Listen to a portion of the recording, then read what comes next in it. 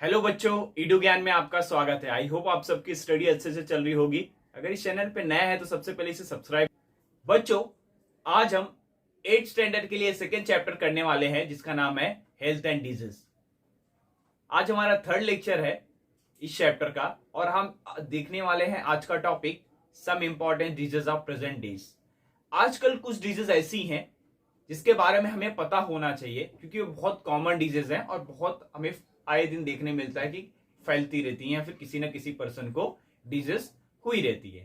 तो हमारी बुक में कुछ एग्जाम्पल है जो आजकल डिजीज फैलती हैं प्रेजेंट डेज में, है ना। वन बाय वन हम देखने वाले हैं। तो पहला एग्जाम्पल है डेंगू। आई होप आप सब अवेयर होंगे डेंगू क्या है ना। तो डेंगू कैसे फैलता है, बोलिए। बिल्कुल सही, डेंगू फैलता है मस्कीटो से। डेंगू फैलता है मस्कीटो से। इससे पहले मैं डेंगू के बारे में बताऊं, आप सबके लिए एक प्रश्न है कि डेंगू और सारे जो मच्छर हैं, आपको पता है कि बहुत सारे डिजीज हैं जो मस्कीटो से फैलती हैं और मच्छर से फैलती हैं। जैसे कि डेंगू हो गया, हम देखते हैं कौन कौन सी डिजीज है। डेंगू है ना, मलेरिया और एलिफेंटाइसिस।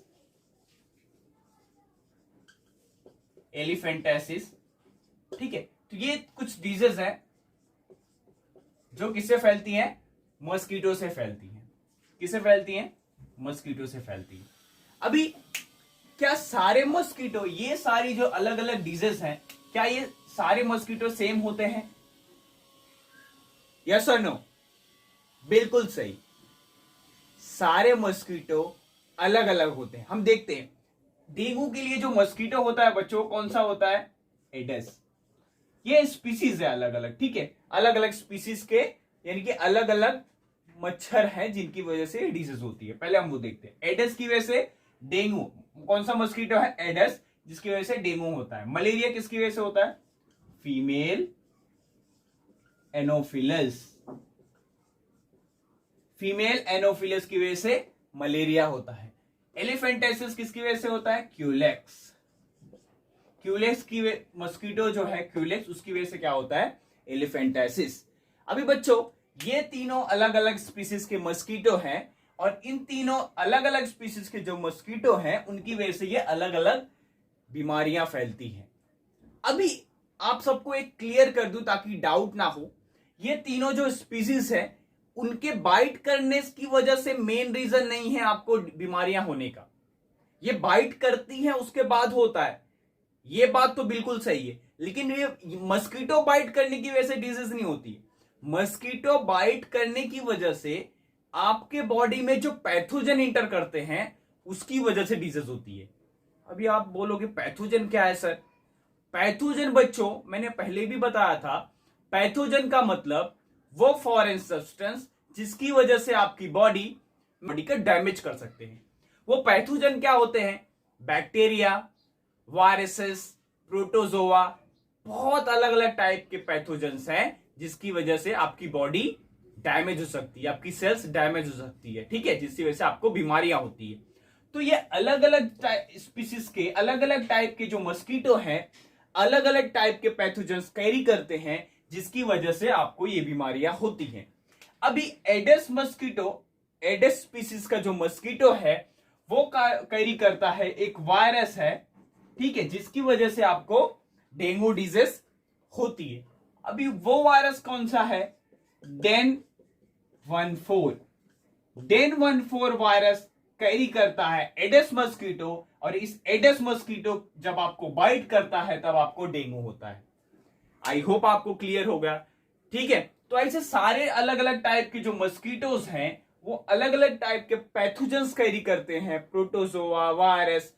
वो जब आपको बाइट करते हैं तो बाइट करने के दौरान वो प्रोटोजोआ, वो वायरसेस, वो पैथोजन के रूप में मस्कीटो के अंदर होते हैं। वो मस्कीटो के बाइट करने के दौरान आपकी बॉडी में इंटर करते हैं और आपकी बॉडी को बीमार करते हैं, ठीक है। तो डेंगू कैसे फैलता है? एडेस मस्कीटो जब बाइट करता है उसकी बॉडी में एक वायरस होता है जिसका नाम है डेन14। वो आपकी बॉडी में एंटर करता है और आपको बीमार करता है। ठीक है, ऐसे ही मलेरिया एलिफेंटाइसिस के केस में भी होता है। ठीक है, अभी बाकी का हम नहीं, मलेरिया एलिफेंटाइसिस हमारी बुक में नहीं दिया है, बट हम कैसे फैलता है वो मैंने आपको बता दिया। अब हम डेंगू के बारे में आगे देखते हैं और डिटेल्स लेते हैं हमारे सिलेबस में जो है उसके अकॉर्डिंग।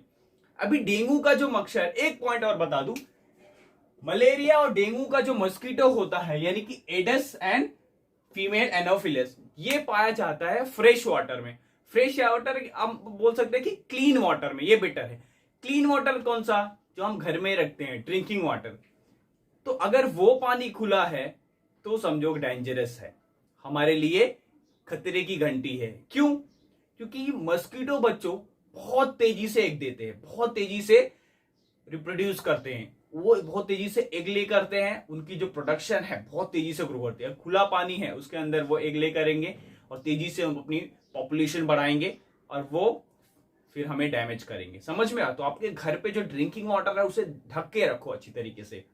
ठीक है, और सबसे इंपॉर्टेंट ये बता दूं कि डेंगू या फिर बाकी सारी मस्कीटो के केस में आप पानी ना जमा होने दें। जैसे ड्रिंकिंग वाटर तो हमें चाहिए ही, तो ड्रिंकिंग वाटर को हम ढक के रखें। बाकी बारिश का पानी है, बाकी कोई पानी है, तो उसको जमा ना होने दें, नीट एंड क्लीन करके रखें। ठीक है, तो आपको नहीं फैलेगा। अभी सिम्टम्स क्या देखेंगे, डेंगू का हम देखेंगे क्योंकि डेंगू हमारे सिलेबस में। तो डेंगू के सिम्टम्स क्या है, अगर आपको डेंगू हो गया है तो कैसे पता चलेगा? तो बच्चों आपको हेडेक आएगा तेजी से, आपको फीवर हो जाएगा, बुखार हो जाएगा, है ना, आपका जो वोमिटिंग हो जाएगी, आपका जो पुतलियां हैं, आपकी आईज ये मतलब रेडिश हो जाएंगी, है ना, ये भी दुखने लगता है, पेन होने लगता है। और इसमें क्या होता है, प्लेटलेट बहुत तेजी से घटने लगता है। इस प्लेटलेट जो लेवल होता है मिनिमम, बहुत तेजी से घट जाता है और इसकी वजह से क्या होता है, आपको बहुत तेजी से यानी कि हॉस्पिटलाइज होना पड़ जाएगा, इतनी तेजी से कम हो जाता है। फिर वो अलग सोर्सेस से हमें डाइट करना पड़ता है, फूड लेना पड़ता है, फिर अलग ट्रीटमेंट करना पड़ता है, प्लेटलेट्स भी हमें लेना पड़ता है बाहर से। तो ये सारा आपका सिम्टम्स है। अब बचे कैसे, वैसे मैंने सिंपल बताया, बचना कैसे या फिर ट्रीटमेंट तो हमें मच्छर मस्कीटो को एग लार्वा को जमा ही नहीं होने देना है, इसके लिए हमें जो पानी है उसको जमा नहीं होने देना है। ये सब जो प्रिवेंशंस लेंगे तो आप इस डिजीज से बच सकते हैं। ठीक है, आई होप आपको क्लियर हुआ होगा। तो हमारा एक दूसरा एग्जाम्पल है, तो हम वो देखते हैं अभी। ठीक है, हमारा दूसरा एग्जाम्पल है स्वाइन फ्लू।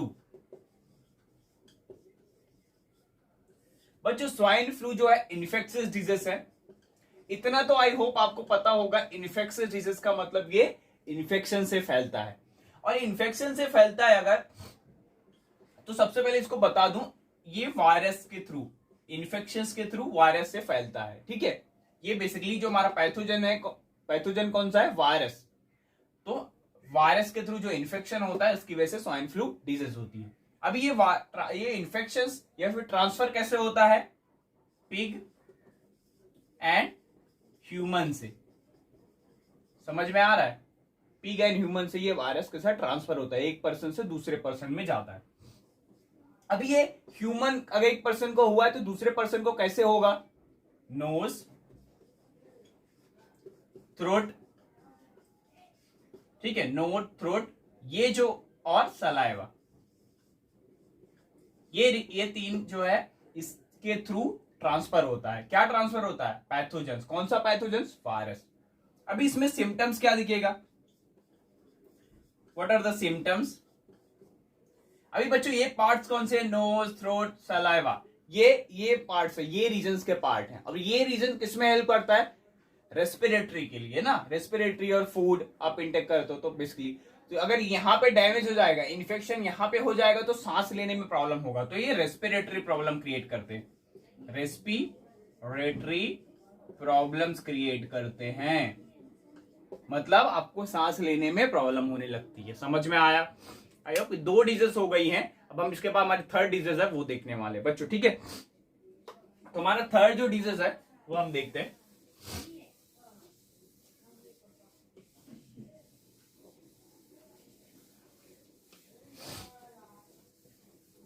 हमारा थर्ड डिजीज है एड्स। क्या है, AIDS. What is the full form of AIDS, acquired immunodeficiency syndrome. ठीक है, तो एड्स एक बीमारी है बच्चों जिसका नाम है एक्वायर्ड इम्यूनोडिफिशियंसी सिंड्रोम। वो फैलती है किससे फैलती है? एक वायरस से, जिसका नाम है, कौन सा वायरस है? HIV virus. कौन सा वायरस है आप? वो वायरस कौन सा है? HIV। ठीक है, what is the full form of HIV? Full form है human immuno deficiency virus.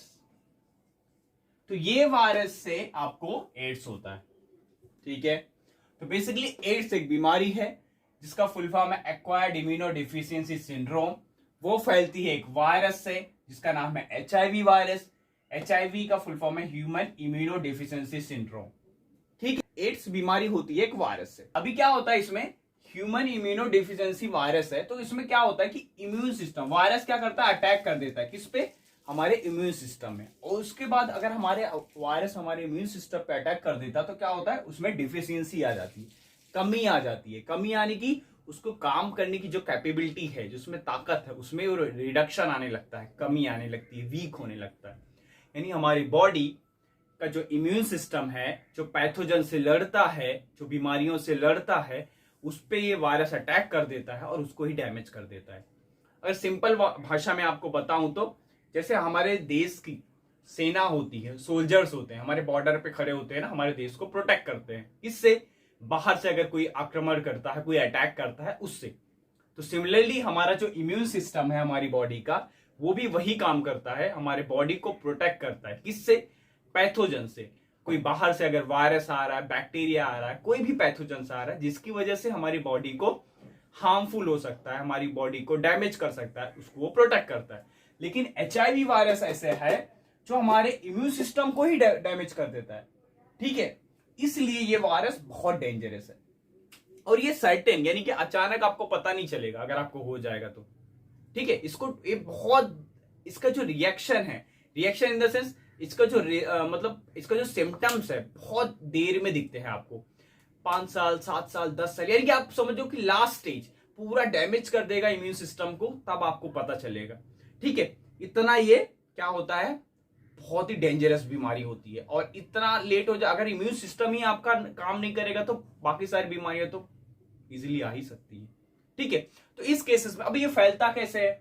Virus के तो थ्रू फैलता है, बट कैसे फैलता है? इसमें क्या होता है बच्चों, ये अगर किसी के साथ आप बैठ के खाना खा रहे हो तो नहीं होगा। अब इसमें इसका जो मेन जो रीजन है होता है कि जैसे कोई अगर आप कोई इंजेक्शन लेते हो, है ना, डॉक्टर से, अगर सिरिंज नहीं चेंज करते हो, वही इंजेक्शन किसी दूसरे बॉडी को अगर इंटर करता है तो भी होने के चांसेस है। अगर आप शेविंग करने जा रहे हो, है ना, या फिर बाल कटाने जा रहे हो, तो वही कैंची से अगर लग जाता है या फिर वही ब्लेड से लग जाता है, वही अगर ब्लेड नहीं चेंज करोगे तो भी हो जाएगा। तो ये सारे रीजंस है। अभी HIV वायरस जो पर्सन है वो नॉर्मली बिहेव करेगा क्योंकि उसको पता बहुत लेट में चलता है। और जैसे मैंने पहले ही बताया कि उसको अगर साथ आपको खाना खा रहे हो बैठ के तो आपको फैलेगा नहीं। ब्लड ट्रांसफ्यूजन और ये जो ब्लेड या फिर सिरिंज ये सब की वजह से फैलता है अगर आप उसको चेंज नहीं करते हो, क्योंकि अगर वही ब्लड यूज करेंगे तो पॉसिबिलिटी बढ़ जाती है। और इलीजा, ELISA, तो इस इलीजा करके एक टेस्ट है, उसकी वजह से ये मतलब टेस्ट करवाना पड़ता है जिसकी वजह से आपको पता चलता है कि एड्स है कि नहीं है। और इलाज अलग अलग पर्सन का अलग अलग होता है, लेकिन ये बहुत डेंजरस है। तो जितने अर्ली स्टेजेस में हमें पता चलेगा उतना हमारे लिए पॉसिबिलिटी है कि इससे हम बचा जा सकते हैं। ठीक है, अदरवाइज एड्स इतनी खतरनाक बीमारी, इससे हम बच नहीं सकते। लास्ट है हमारा एक और है रेबीज।